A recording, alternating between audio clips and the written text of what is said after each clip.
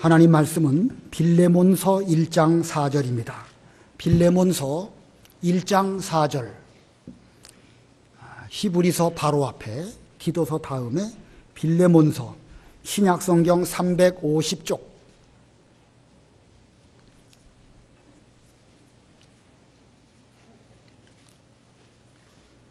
빌레몬서 1장 4절입니다.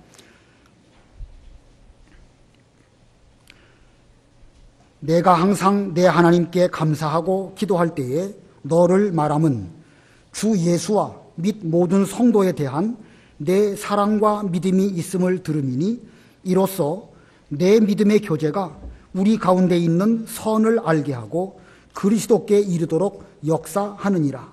형제여, 성도들의 마음이 너로 말미암아 평안함을 얻었으니 내가 너의 사랑으로 많은 기쁨과 위로를 받았노라. 8절.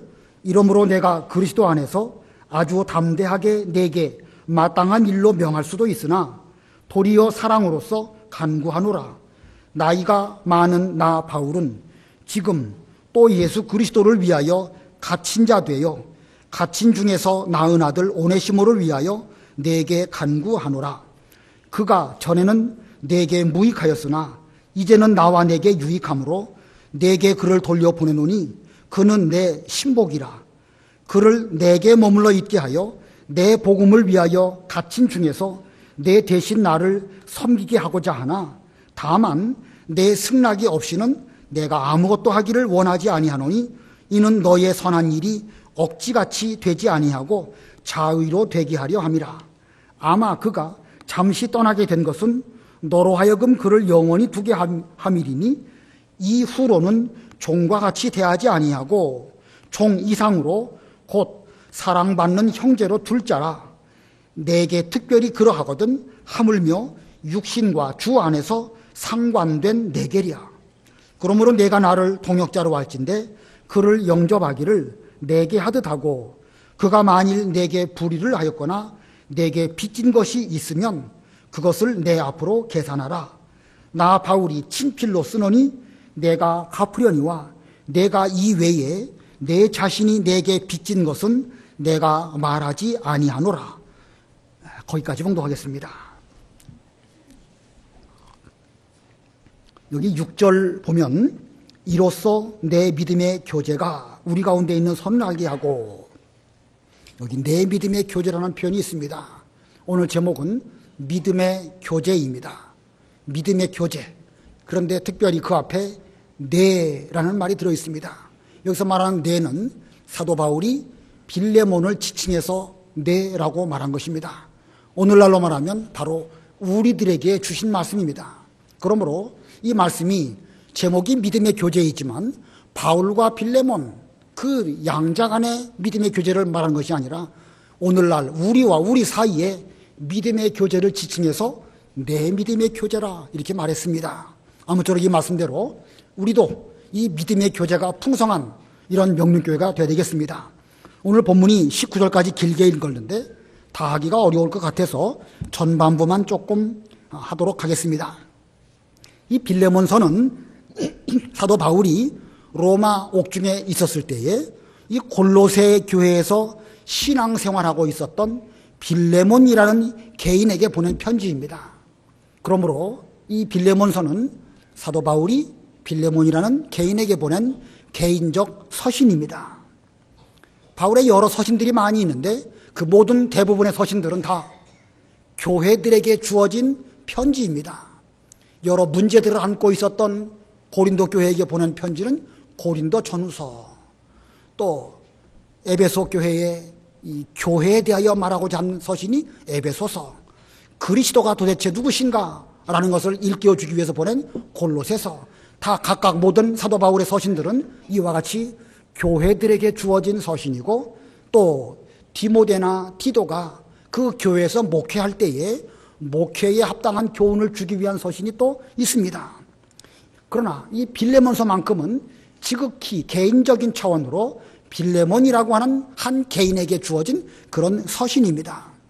그럼에도 불구하고 이 빌레몬서가 성경에 들어가 있고 사도 바울 서신 가운데 제일 끝에 이 편집되어져 있습니다. 편집이란 말은 성경 66권의 위치 가운데에서 바울 서신의 제일 끝에 있다는 말씀입니다. 왜 빌레몬서가 이렇게 맨 끝에 있을까? 우리는 성경 공부를 통하여서 바울 서신을 많이 배웠는데 그 서신마다 끝에 가면 실천적인 가르침을 기록하고 있습니다. 그런 면으로 볼 때에 이 빌레몬서는 어떤 교리를 다뤘다든지 귀중한 진리를 말한 것이 아니라 현실적인 생활, 우리의 신앙의 삶, 교회 내에서 우리가 어떻게 교회 생활을 해야 될 것인가, 이러한 실천적인 면을 다룬 그런 말씀입니다. 그러므로 빌레몬서가 비록 한 장밖에 안 되는 서신이지만 우리의 삶과 아주 밀접한 관계가 있는 그런 서신이었고 그런 실천적 주제를 다룬 성경이기 때문에 바울 서신 가운데에 제일 끝에 두지 않았을까 생각이 되어집니다. 자, 이와 같이 이 성도 간의 교제, 믿음의 교제는 대단히 중요한 주제입니다. 이 빌레몬서를 제대로 이해하기 위해서는 이 빌레몬서를 기록한 사도 바울, 빌레몬서의 수신자인 빌레몬에 대해서 알아야 되겠지만 거기에 더불어 오네시모라고 하는 사람에 대해서도 알아야 됩니다. 바울이 있고 빌레몬이 있고 오네시모가 있습니다.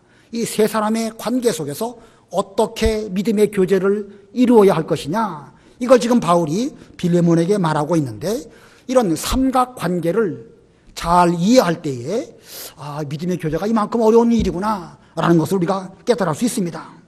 성경에 나타난 여러 가지 근거를 일일이 찾아가지고 하기에는 시간이 너무 부족하기 때문에 이미 연구된 결론만 가지고 간단하게 설명드리고 이어서 본문 설명을 하려고 합니다. 사도행전에 보면 사도 바울이 에베소 교회에 머물러서 하나님 말씀을 전할 때에 그는 날마다 두란노라고 하는 서원에서 성경을 강론하였고 2년 동안 날마다 성경 강론을 할 때에 그 인근에 있는 유대인뿐만 아니라 헬라인들도 다 와서 모두 바울의 말을 들었다, 이렇게 기록하고 있습니다. 그 에베소 교회에 있었던 그 두란노 서원 그 근처에 골로새라고 하는 그 지방이 있습니다. 아마도 이 빌레몬이라는 인물은 그 골로새 지방 출신으로 바울이 에베소에서 복음을 전할 때에 그 복음을 듣고 믿고 구원받은 그런 사람입니다. 그는 고향 골로새에 돌아가 가지고 거기서 교회를 세우고 신앙생활을 대단히 훌륭하게 잘한 그런 인물이었습니다. 그는 충분히 재력이 있었기 때문에 그런 부자였고 그 부자로 어려운 사람들을 잘 도와준 그런 인물입니다. 그래서 내 믿음의 교제라는 말 속에는 빌레몬이 어려운 사람들을 물질로 잘 구제한 그런 뜻도 담겨져 있습니다. 그는 부자였기 때문에 그에게는 종들도 많이 있었는데 그 종 가운데 오네시모라고 하는 종도 있었습니다. 자, 그런데 이 오네시모라는 종이 주인인 빌레몬에게 해를 끼치고 도망을 갔습니다. 어떤 해를 어떻게 끼쳤는지 거기까지는 모르지만 어떤 아마도 물질적인 면으로 큰 해를 끼치고 도망가지 않았을까. 그런 어찌해서 로마 감옥에 갇히게 되었습니다. 오네시모가 로마 감옥에 갇히게 되었는데 거기에서 마침 함께 갇혀있던 사도 바울을 만나게 되었습니다. 그리고 그는 바울로부터 복음을 듣고 그리고 믿고 구원을 받았습니다. 자, 오네시모도 사도 바울로부터 복음을 듣고 믿고 구원받은 이런 사람입니다. 본문 11절과 12절 한번 읽어보세요. 11절 12절 11절 그가 전에는 내게 무익하였으나 이제는 나와 내게 유익함으로 내게 그를 돌려보내노니 그는 내 신복이라. 예, 오네시모가 전에는 빌레몬에게 그 물질의 해를 끼친 이런 사람이었지만 그러나 지금은 나와 내게 바울과 빌레몬에게 유익하니 그리고 내가 그를 다시 너에게 돌려보내는데 그는 나에게 대하여 신복이다, 심장과 같다, 이렇게 말하고 있습니다. 자, 이거 보면 빌레몬도 사도 바울의 말을 듣고 복음을 듣고 구원받았고 오네시모 역시 사도 바울의 복음을 듣고 믿어서 구원받았습니다. 하지만 빌레몬과 오네시모 사이에는 아직 해결하지 못한 아주 중요한 문제가 있고 또 빌레몬은 아직도 그 오네시모라고 하는 자기 종이 바울을 만나서 예수 믿고 구원받았다는 사실을 아마도 아직은 알지 못하는 이런 가운데 있었을 것입니다. 사도 바울은 그래서 그가 로마 옥중에 갇혀 있는 가운데 골로새서를 기록을 하고 또 빌레몬서를 기록을 하고 그의 제자 투기고 편에 이 편지를 골로새 교회에도 전해주고 골로새 교회에서 신앙생활하고 있는 빌레몬에게도 전해주시오 라고 편지 전달을 투기고에게 부탁을 했습니다. 그래서 이 투기고가 이 두 편지 골로새서와 빌레몬서를 가지고 지금 이 골로새 지방으로 가고 있는 중인데 거기에 오네시모도 함께 동행하게 했습니다. 그 말씀은 골로새서를 보면 알 수 있습니다. 골로새서 4장 7절로 9절 읽어보세요. 골로새서 4장 7절 두기고가 내 사정을 다 너희에게 알려주리니 그는 사랑받는 형제요 신실한 일꾼이요 주 안에서 함께 종이 된 자니라. 내가 그를 특별히 너희에게 보내는 것은 너희로 우리 사정을 알게 하고 너희 마음을 위로하게 하려 함이라. 신실하고 사랑을 받는 형제 오네시모를 함께 보내노니 그는 너희에게서 온 사람이라. 그들이 여기 일을 다 너희에게 알려주리라. 예, 두기고도 역시 신실하고 사랑받는 형제인데 뿐만 아니라 오네시모에 대해서도 9절에 보니까 신실하고 사랑을 받는 형제 오네시모 그를 함께 보낸다. 두기고와 오네시모가 가게 되면 그 두 사람이 사도 바울의 현재 로마의 어려운 형편들이나 복음 전도가 잘 되고 있는 이런 일들을 다 너희에게 말할 것이니까 너희들은 두기고와 오네시모를 잘 영접하고 내 형편을 잘 듣고 그리고 걱정하지 말고 위로를 받으시오 이렇게 말했습니다.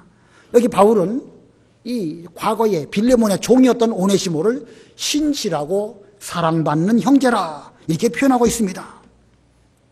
자, 이 바울은 오네시모를 형제라고 표현하고 있는데 오늘 본문에 7절, 이 빌레몬서 1장 7절과 또 20절에도 역시 빌레몬을 두고 형제라고 부르고 있습니다. 7절 읽어보세요.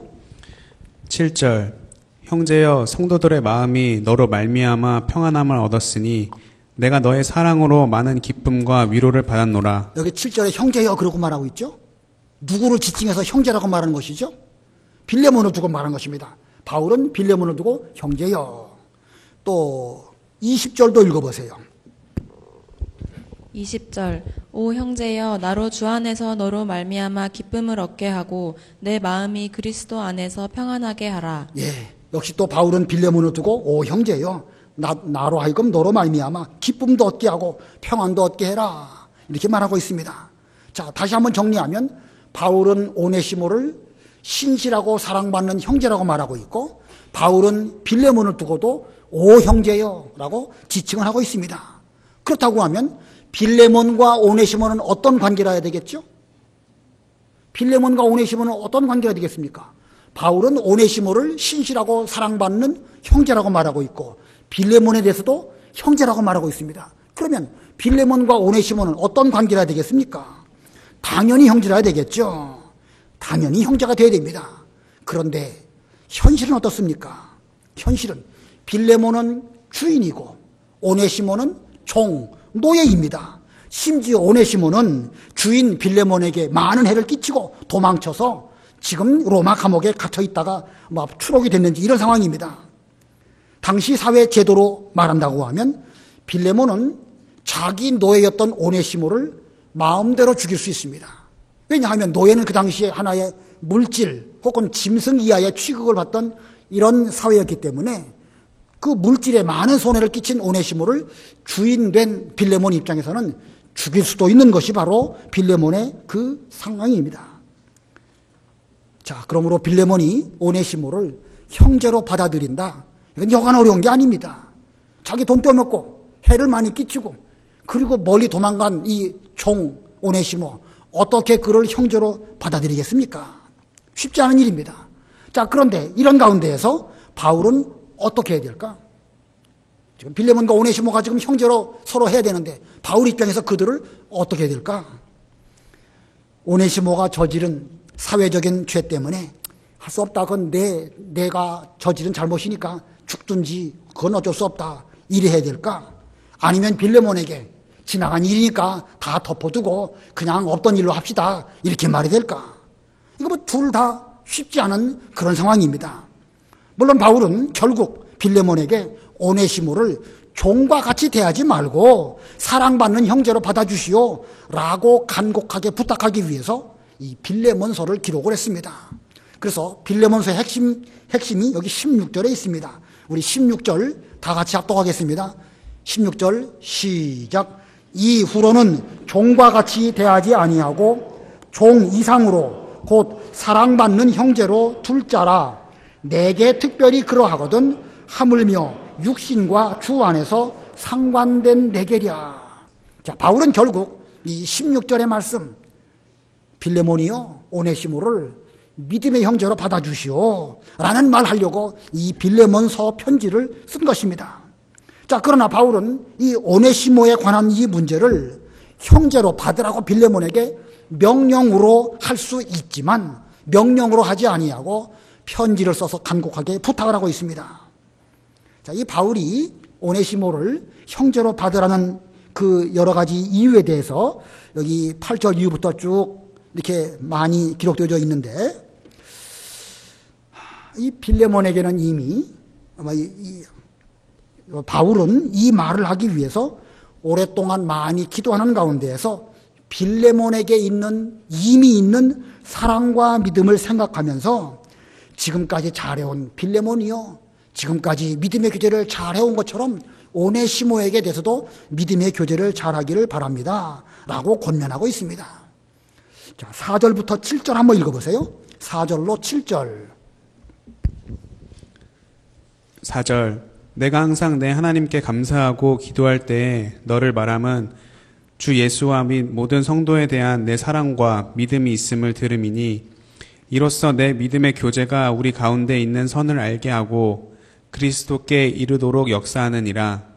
형제여, 성도들의 마음이 너로 말미암아 평안함을 얻었으니 내가 너의 사랑으로 많은 기쁨과 위로를 받았노라. 예, 바울은 지금 로마 감옥에 있는 상황입니다. 로마 감옥에서 그 골로새 지방에, 골로새 교회에 빌레몬이라고 하는 인물을 통해 가지고 어떤 믿음의 선한 일들이 있었는지를 듣게 되었습니다.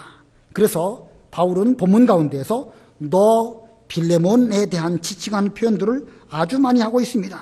5절에 보면 주 예수와 및 모든 성도에 대한 내 사랑과 믿음이 있음을 들음이니, 빌레몬의 사랑, 빌레몬의 믿음에 대해서 들었습니다. 그리고 6절에는 이로써 내 믿음의 교제가 우리 가운데 있는 선을 알게 하고, 빌레몬이 믿음의 교제를 잘하고 있기 때문에 그것으로 말미암아 선이 무엇인지를 알게 되었고, 7절에는 너로 말미암아 평안을 얻었고 내가 너의 사랑으로 많은 기쁨과 위로를 받았다. 지금 빌레몬에 대해서 거듭 강조하고 있습니다. 바울이 왜 이렇게 빌레몬의 그 믿음 잘 지킨 것과 믿음의 교제에 대해서 말하고 있을까? 바울, 빌레몬, 오네시모, 이 삼각관계에 있어서 지금 문제가 되고 있는 관계는 바울과 빌레몬의 문제가 아니고 바울과 오네시모 간의 문제가 아니라 빌레몬과 오네시모 사이의 문제입니다. 자, 이 관계가 원만한 믿음의 형제 관계가 되기 위해서는 빌레몬이 오네시모를 사랑받는 형제로 받아들여야 하기 때문에 지금 바울은 4절로 7절 가운데서 너 빌레몬이 믿음과 사랑이 넘치고 내 믿음의 교제를 잘 들었고 또 너로 말미암아 평안을 얻었고 또 너로 말미암아 많은 기쁨과 위로를 받았다 하면서 빌레몬의 지금까지 잘한 그 내용을 쭉 말하고 있습니다. 자, 이 바울이 빌레몬에게 오네시모를 믿음의 형제로 받기로 간청한 구체적인 내용이 8절부터 그 뒤로 쭉 있는데 그 면에 대해서는 좀 잠시 후에 또 말씀을 나누기로 하고, 먼저 이 믿음의 교제 관계와 그 당시 빌레몬과 오네시모 사이의 사회적인 관계, 이 문제에 대해서 바울이 뭘 말하고 있는가를 생각해 보려고 합니다. 초대교회 때에 교회 내에는 빌레몬 같은 자유인 혹은 부자 주인도 있었고 오네시모와 같이 종, 노예도 있어서 그들이 함께 신앙생활을 했습니다. 교회 바깥으로 나가면 그들의 관계는 주인과 노예의 관계입니다. 그러나 교회 안에서는 서로 사랑하고 사랑받는 형제로 여기는 이런 관계여야 합니다. 자, 이거 쉬울까요? 어려울까요? 교회 내에서는 형제인데 밖에 나가면 이거 뭐 주인이고 또 한 사람은 종입니다. 자, 이거 어떻게 해야 될까? 사도 바울 입장에서 쉽지 않습니다. 밖에서 주인과 종이면서 교회 내에서는 서로 사랑받는 형제라는 관계, 이게 현실적으로 우리의 생활 가운데에서 가능한 일일까? 물론 가능했죠. 그 당시에 가능했습니다. 믿음으로는 감당치 못할 일이 없습니다. 그러나 우리 현실로 이거를 우리가 그 세계로 돌아가서 본다고 하면 대단히 어렵습니다. 어쩌면 우리 같은 사람들은 불가능할지도 모릅니다. 종과 주인은 보는 관점이 완전히 다릅니다.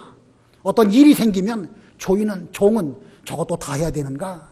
주인 입장에서는 저거 빨리 하고 또 다른 일 해야 되는데, 이거 뭐 종과 주인의 관점과 생각과 모든 삶은요 전혀 다른 관점으로 모든 일을 보게 될 수밖에 없습니다.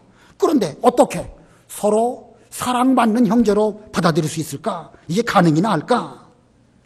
자, 사실은 어려워 보입니다. 그러면 바울이 그 당시에 이렇게 종과 주인의 관계, 이 문제 해결을 위해서 어떤 노력을 했을까? 그 시대로 돌아가서 사도 바울이 종과 주인의 관계 문제에 대해서 사도 바울은 어떤 노력을 했습니까? 안 했습니까? 안 했습니다. 전혀 안 했습니다. 실제로 이런 문제를 해결하기 위해서는 그 시대로 가서 노예 해방 운동을 한다든지 아니면 노비들을 선동해서 폭동을 일으켜가지고 이 옳지 못한 사회 제도를 개선해야 되겠다라고 운동을 해야 되는데 바울은 전혀 그런 일을 하지 않았던 것입니다. 여기에서 우리는 본문의 한 절 한 절을 상고하기 이전에 대단히 중요한 신앙 원리 하나를 발견하게 됩니다. 우리의 믿음의 교제를 위해서는요, 절대로 교회 안에서 사회 문제에 끌어들어서는 안 된다는 사실입니다. 사회 문제를 교회에 끌어들인다. 그렇게 되면 어떤 문제가 생기겠죠? 이 믿음의 교제에 심각한 문제가 생기는 것입니다.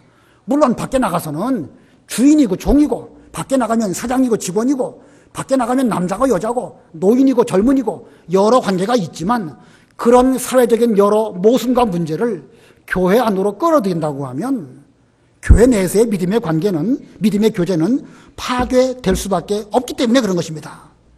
우리 기독교인 입장에서 보았을 때 노예 제도는 비인간적입니다. 사람이 어떻게 사람을 종으로 삼고 부리고 심지어 죽이기까지 하겠습니까? 성경의 원리에 맞지 않습니다. 우리 하나님께서는 모든 인간들을 동일하게 사랑하셔서 독생자 예수님을 천하 만민의 구속을 위하여 내어주셨습니다. 예수님께서도 우리를 두고 형제여 라고 말씀하셨습니다. 이 가운데 누가 주인이고 누가 종입니까? 예수님만이 주인이시고 하나님만이 우리의 주인이실 뿐이지 우리 모두는 믿음 안에서 서로 형제요 자매의 관계입니다. 자, 이렇게 모든 인간은 신앙적 관점으로 볼 때에 다 인격적으로 존귀하고 존중을 받아야 할 이런 사람들입니다. 이게 신앙의 바탕에 깔려있는 핵심적인 사상입니다. 그런데 성경은 그 어느 곳에서도 어떤 훌륭한 선지자나 훌륭한 사도가 노예 제도를 폐지하기 위해서 앞장서서 노력했다, 이런 말 성경에 있습니까? 없습니까? 성경에는 그런 말 없습니다. 이스라엘 백성들이 애굽에서 400년 동안 종살이를 했습니다. 그들이 거기 종살이 하는 동안에 독립운동 했을까요? 안 했을까요? 전혀 안 했을까요? 사실 히브리 민족만큼 저항성이 강한 민족이 없습니다. 철저하게 자기들은 선택받은 하나님의 백성이라고 생각하고 있었기 때문에 그들은 어디 가도 강인한 정신력을 가지고 한편으로는 잘 적응도 하지만 또 한편으로는 자신들의 신앙을 잘 보존하고 물려주는 이런 사람들입니다. 그러므로 애굽에 400년 동안 종살이했던 그들이 독립운동 안 했을 리가 없습니다. 분명 했습니다. 근데 성경에는 어떻게 기록하고 있죠? 그런 행동했다는 말씀 성경에 기록되어 있습니까? 없습니까? 성경에는 없어요. 단지 모세가 나가보니까 애굽 사람이 히브리 사람을 핍박하는 것을 보고 모세가 그 애굽 사람을 쳐 죽였더라 하는 말씀이 있는 것이고, 다음날 또 보니까 히브리 사람끼리 서로 다투는 걸 보고 어떻게 같은 동족끼리 싸우느냐 이렇게 말했다는 말씀만 있습니다. 그걸 보면 그들은 분명 여러 가지 무슨 독립운동 했긴 했겠지만 성경은 그 면에서 도무지 기록하고 있지 않다는 것입니다. 바벨론 포로 70년 역시 마찬가지입니다. 성경 외적인 다른 기록들을 보면 그 히브리 민족이 강하게 저항하고 독립운동 많이 했습니다. 그러나 성경은 단 한 구절도 그들이 바벨론 포로에서 돌아오도록 하기 위하여 무슨 운동했다 이런 말 없습니다. 오히려 예수님께서는 가이사의 것은 가이사에게 바치라 라고 말씀하셨고, 성경에는 여러 곳에서 모든 권세는 하나님으로 말미암아 난 것이니까 그 모든 권세에 복종하라고 말씀하고 있지, 거기에 저항하고 거기에 목소리를 내라 이렇게 교훈하고 있지 않습니다. 그러므로 오늘날도 우리는 이 사회적으로 정치적으로 중요한 이슈, 중요한 여러 가지 문제들을 교회 안으로 끌어들여서는 됩니까 안 됩니까? 다시 한번 질문해 볼까요? 오늘날도 우리가 사회적으로 여러 복잡한 문제들이 밖에 나가면 있습니다. 정치적으로, 사회적으로 여러 가지 견해들도 많이 있습니다. 그런 문제를 교회 안으로 끌어들여야 되겠습니까? 안 되겠습니까? 안 되는 것입니다. 절대로 철저하게 하면 안 됩니다. 왜 그러겠죠? 그거 하다 보면은 건강한 믿음의 교제가 해를 당하기 때문에 그런 것입니다. 우리가 기독교인 입장에서 사회적으로 동성애하는 거 찬성해야 됩니까? 반대해야 됩니까? 당연히 반대하죠. 우리 기독교인 가운데 99.9%는 동성애 문제에 반대합니다. 아마도 사회적으로 나가서 그 문제를 당신도 동성애 찬성하겠습니까? 개인적으로 물어볼 때에 거의 대부분의 사람들은 동성애 반대합니다. 그런데 그 면에 대해서 우리가 어떻게 해야 될 것이냐? 개인적으로 반대하는 건 좋습니다. 그러나 그 반대 문제를 교회 안으로 끌어들여야 될까요? 끌어들이지 말아야 될까요? 말아야 됩니다. 왜 그러겠죠? 그거 끌어들이다 보면 동성애 문제뿐만 아니라 다른 여러 가지 정치적인 그 어떤 그 견해가 묻어 들어오기 때문에 그런 것입니다. 그게 교회 안에 들어오면 믿음의 교제 관계가 심각한 타격을 입기 때문에 그런 이야기는 교회에서 하면 안 되는 것입니다. 자, 이 노예와 종의 입장 전혀 다른 것처럼 정치적인 견해 문제도 사람마다 다를 수밖에 없고 다릅니다. 한 번 어떤 견해를 가지면 그 사람 견해 바꾼다는 거 쉽지 않습니다. 그렇기 때문에 교회 내에서 정치 문제로 서로 논쟁하고 토론하는 거 해야 되겠습니까? 하지 말아야 되겠습니까? 하면 안 됩니다. 절대로 하면 안 됩니다. 제가 지금까지 여러분보다 제가 나이 많이 어리지만 교회 내에서 정치 문제를 서로 말하다가 실족한 사람들 아주 많이 봤습니다. 몇 명이야 될지 모르겠지만 상당히 많이 보았습니다. 옛날 정당 이름 가운데 열린 우리당이라는 당이 있었죠. 그 열린 우리당, 어떻게 당 이름을 우리라고 하느냐? 그럼 옳지 못하다. 물론 옳지 못하지요. 근데 그 말을 하다 보니까 우리은행 다니는 사람이 실족한 거예요. 웃기는 일이죠. 물론 무슨 우리은행 얘기한 거 아니에요. 근데 말하다 보니까 열린 우리당 이름이 틀렸다라고 말하다 보니까 그 우리은행도 그 이름 잘못 지은 거다라고 말하니까 그 사람이 실족해서 그 뒤로 교회 안 나왔습니다. 이런 일들이 비일비재하다는 거예요. 자, 그러므로 반드시 교회 내에서는 사회적으로 중요한 그런 이슈들, 그런 거 끌어들여가지고 논쟁하거나 토론하지 않아야 됩니다. 정치 문제 외에도요, 믿음의 교제에 방해하는 일들, 그건 말하면 안 됩니다. 지방생 문제, 학벌 문제, 직장 문제, 또 무슨 돈 많고 어렵고 빈부 문제, 이런 거 가지고 교회 내에서 무슨 주제가 되어서 말하고 끼리끼리 편 나누고 이런 일 절대 있어서는 안 됩니다. 그게 들어오면 믿음의 교제에 심각한 그 해를 끼치기 때문에 그런 것입니다. 자, 이 믿음의 교제가 얼마나 어려운 난제인지 알 수 있죠? 자, 그 다음에 또 보겠습니다. 8절부터 10절 읽어보세요. 8절로 10절. 8절. 이러므로 내가 그리스도 안에서 아주 담대하게 내게 마땅한 일로 명할 수도 있으나 도리어 사랑으로서 간구하노라. 나이가 많은 나 바울은 지금 또 예수 그리스도를 위하여 갇힌 자 되어 갇힌 중에서 낳은 아들 오네시모를 위하여 내게 간구하노라. 예, 거기까지. 예. 자, 이 8절에서 바울이 지금 그리스도 안에서 담대하게 빌레몬에게 이렇게 하십시오 라고 마땅히 명령할 수도 있지만 명령으로 하지 아니하고 도리어 사랑으로서 간구한다, 이렇게 말하고 있습니다. 바울의 직분은요, 사도입니다.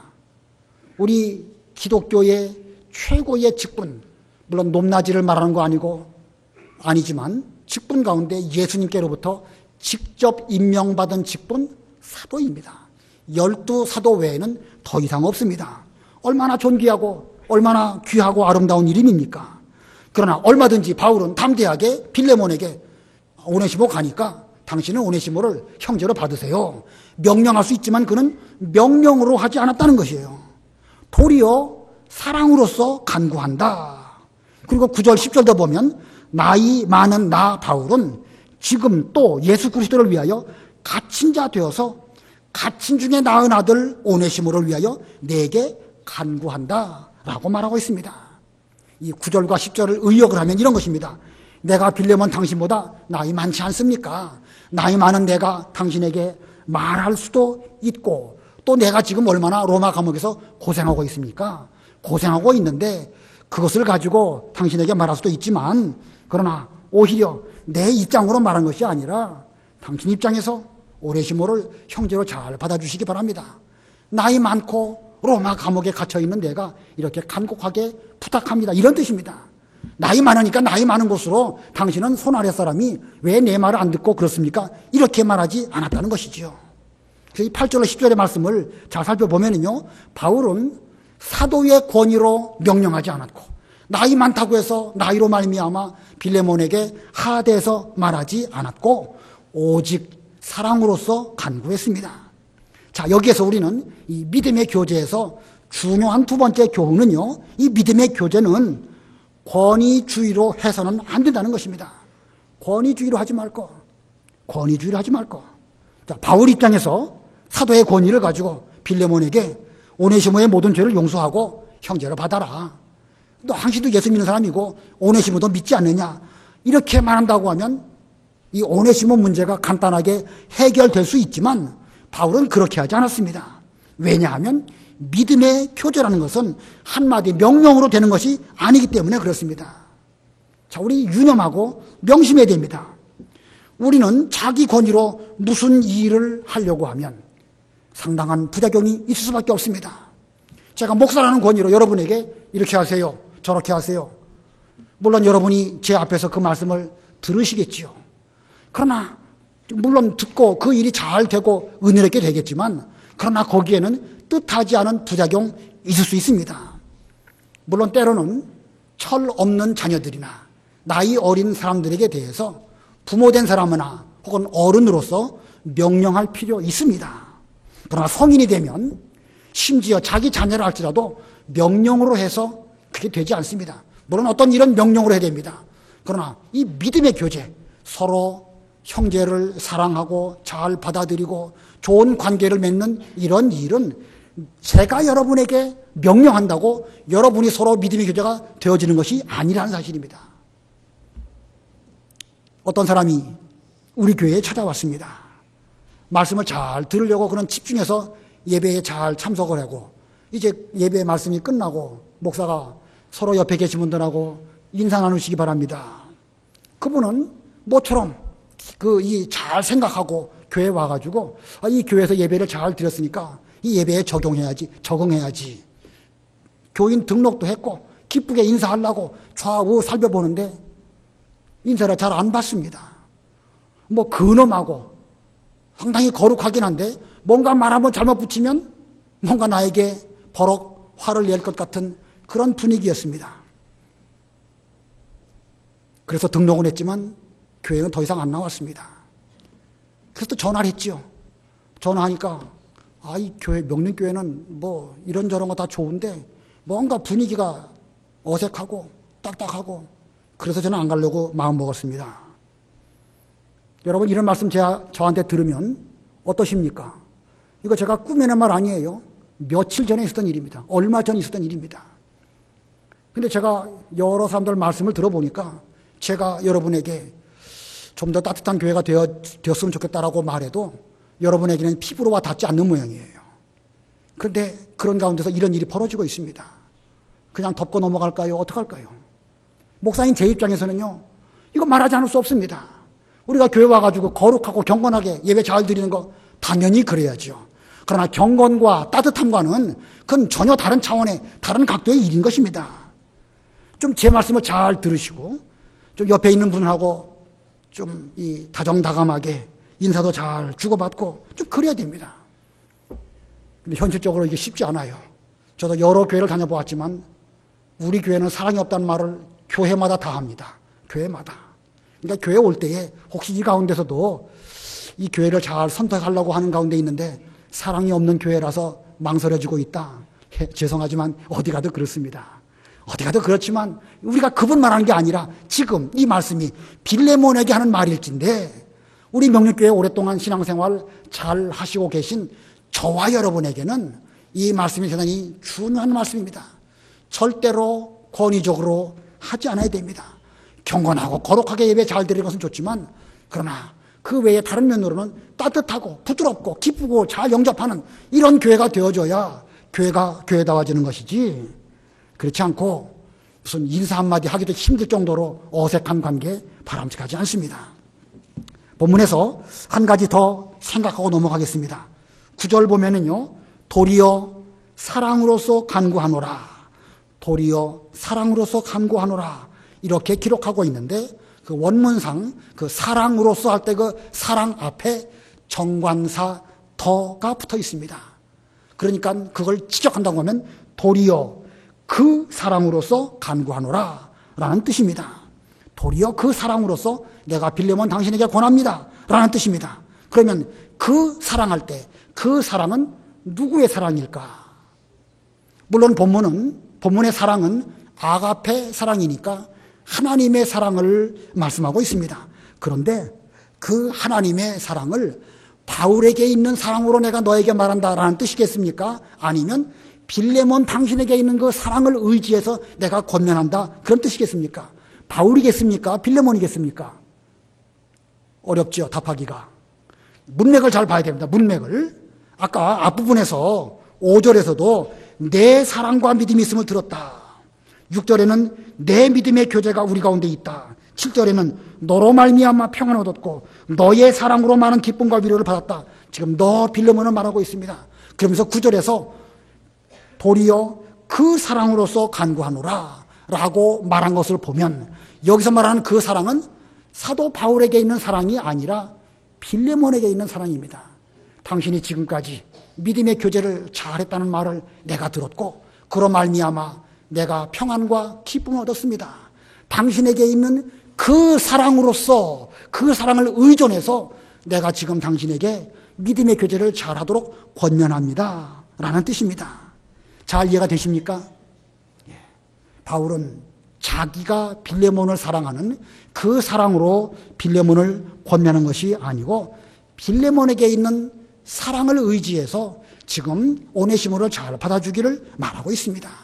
그런 면으로 볼 때에 이 본문에서 우리가 세 번째로 얻어야 할 교훈은 이 믿음의 교제는 자기 사랑으로 간구하는 것이 아니라 상대방의 사랑에 그 의지해서 간구하는 것입니다.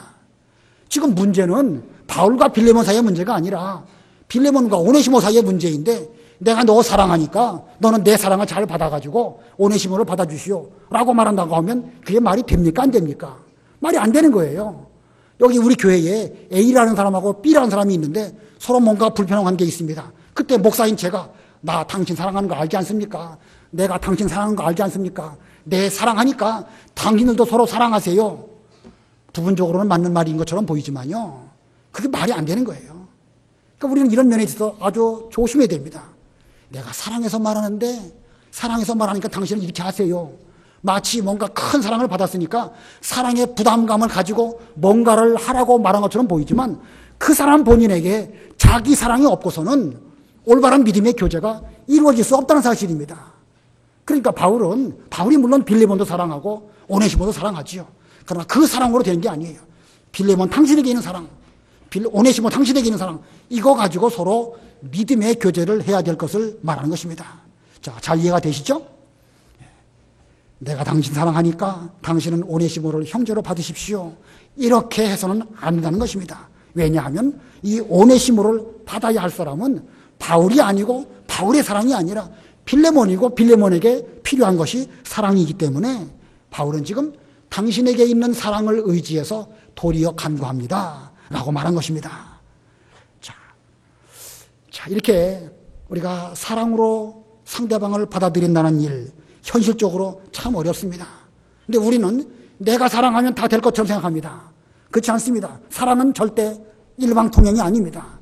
상대방이 나를 사랑하기 위해서는요, 내 사랑으로 되는 것이 아니라 상대방 마음속에 사랑이 있어야 이게 가능한 것입니다. 그러므로 우리는 서로 믿음의 교제를 잘하기 위해서는 저도 사랑해야 되겠지만 여러분도 사랑하시고 여러분의 사랑이 다른 사람에게 서로 비춰지게 되고, 그렇게 해서 온 교회가 사랑과 사랑으로 마음과 마음이 비춰지는 이런 관계가 될 때에 믿음의 교제가 가능하게 되는 것입니다. 그 거울이 있으면 그 앞에다가 평행하도록 한 거울을 놓으면 이쪽의 상이 이쪽으로 보여지고 이쪽의 거울이 이쪽으로 보여지고, 그래가지고 계속 그 비치게 해가지고 그 비친 그 부분을 잘 보면 계속 속에까지 끊임없이 들어가죠. 마치 사랑도 그래야 됩니다. 저와 여러분의 사랑이, 저는 저의 사랑으로 여러분을 사랑하면 여러분은 그 사랑을 되받아가지고 다시 또 저를 사랑하고, 이렇게 해서 비춰지게 될 때에 그 교회는 사랑이 증폭되어지고 점점 따뜻하고 좋은 교회가 될 수가 있습니다. 바울은 지금 그걸 강조하는 거예요. 당신에게 있는 그 사랑으로서 간구합니다. 이게 바울의 방법입니다.